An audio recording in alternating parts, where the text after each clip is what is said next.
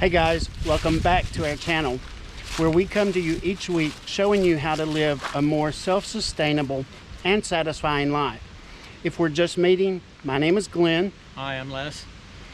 And this week we are back in the greenhouse. But before we do that, we want to give you a quick update on Poppy the Peking Duck. Now, she's laying down right now, but her rehabilitation is coming together really well. She is getting up and walking 5 to 10 steps pretty often. There is some rest that is involved, but her therapy is coming along very nice. She's doing really good. She's in here with Miss Beetle. This is our blind laying hen. So they're just kind of hanging out today. So without further ado, let's get in the greenhouse.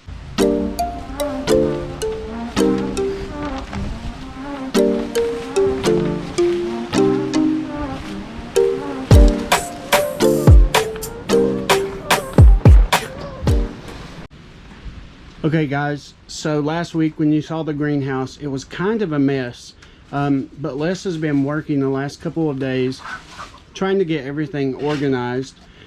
Just want to show you the plants real quick. Now, it's important to note the last there's been a couple of nights this past week where the temperatures have got down into the upper 30s. Now look at the mandevillas, how nice they're blooming, all because we're able to put them in the greenhouse and keep them at a reasonable temperature. The ferns are doing great. We have the compost that Les is adding to every day. It's a mixture of topsoil, goat droppings, leaves and hay, and he turns this every day because not only is this nutrient rich soil that we can use for our plants, but it also acts as a heating source. If you turn this each day, it will help with it to store heat. We also have a kerosene heater that we will use just in the event that it drops really low, like 0. But right now we are pretty much just relying on the sun and then the plastic bubble, as I kind of refer to it, that we lapped over the greenhouse. Hey folks, so today we are going to show you how to save tons of money on your landscaping so you will have beautiful plants and beautiful yard throughout the spring and summer. Yeah, at just a fraction of the cost. So yesterday we went to Lowe's and we went to their clearance rack, and this is just one of the examples, but we bought just a basic daisy. This is normally $7, $6.98. We got this for $3, and as you can see, it's a little rough, but with a little attention, this is going to be a beautiful plant. And we like the daisies because we put them up near our flagpole. So we will replant these, give it just a little bit of love and care, and by spring it's going to be amazing. That's just one of the plants we bought. We bought a lot. Yep. Okay, so the first plant we're going to show you today that we got, this is called a Mona lavender. This plant normally retails for $12.98. We got it for $5. Okay, the good thing about this plant is we are going to put it in the greenhouse this winter, but it can be a great house plant on a sunroom or somewhere hanging close to a window that gets a little bit of sun. It don't need direct sun. But we are going to put this at our gazebo come spring. The next plant on the list is a Rainbow Sensation Weigelia. This is a bush that we got yesterday. It retails for $24.98. We got it for $12. And the good thing about this one is loves full sun, so an area that gets pretty good full sun, it will get about 4 feet wide, 4 feet high, and have beautiful, amazing pink flowers in May. And sometimes they will go a little bit longer than May. But we're going to also plant this by the gazebo or the koi pond.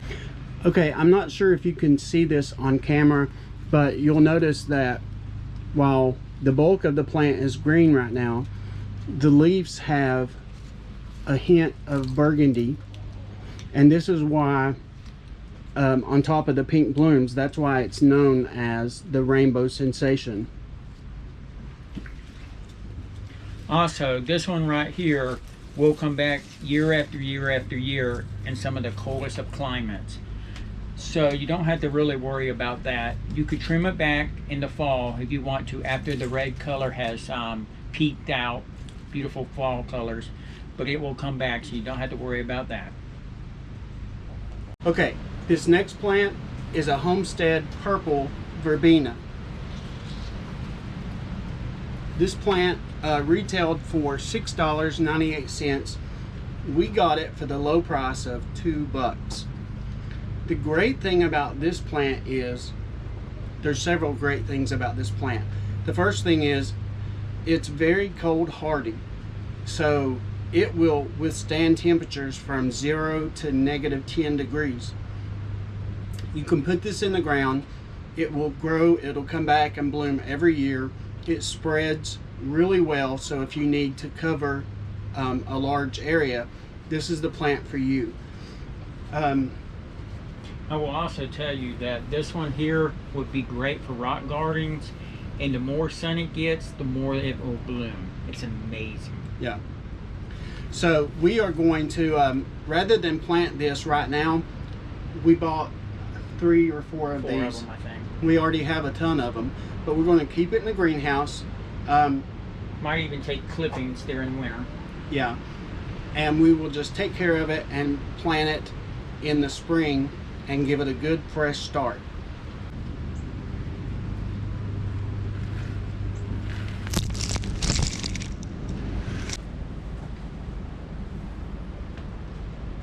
So we are going to do some repotting right now.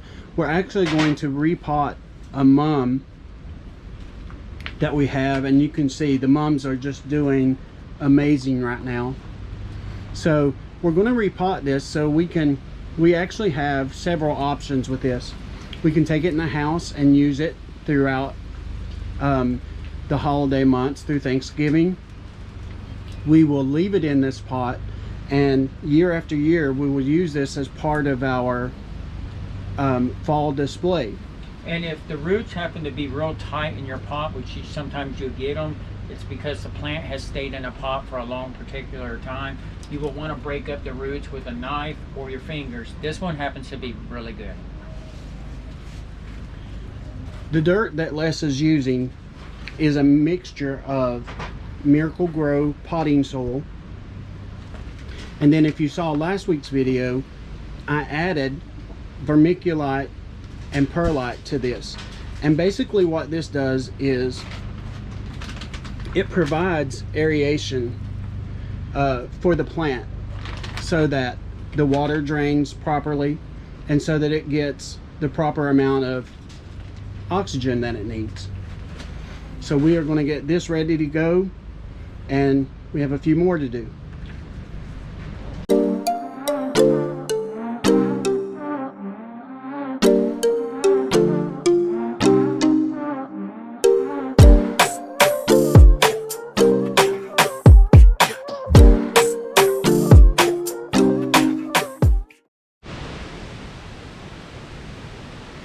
Okay guys, so we realize that it's not always realistic for everyone to have a large greenhouse in their backyard. Our greenhouse is a 10 by 12. It's the perfect size for us, but there are certainly bigger greenhouses and smaller greenhouses. But I want to offer an ideal to you that one of my subscribers mentioned to me. She had watched our chicken tractor video, how to build this tractor, and she built one. So then she watched the greenhouse video, and both of those ideas sort of collided. And so she is now building a second tractor, but she's going to use it as a greenhouse. So what she's going to do is use this plastic. You can purchase this plastic at Lowe's or just about anywhere, and she will overlap it on her tractor, and this will help her to maintain her flowers throughout the year. There are lots of variations to greenhouses. You just have to pick what is right for you and your family. As always, we appreciate you watching our videos. We appreciate it when you like. If you haven't already, please smash the red subscribe button down below. We will leave links to everything we've talked about today in the description of the video, and we will see you next week. Bye guys. Bye.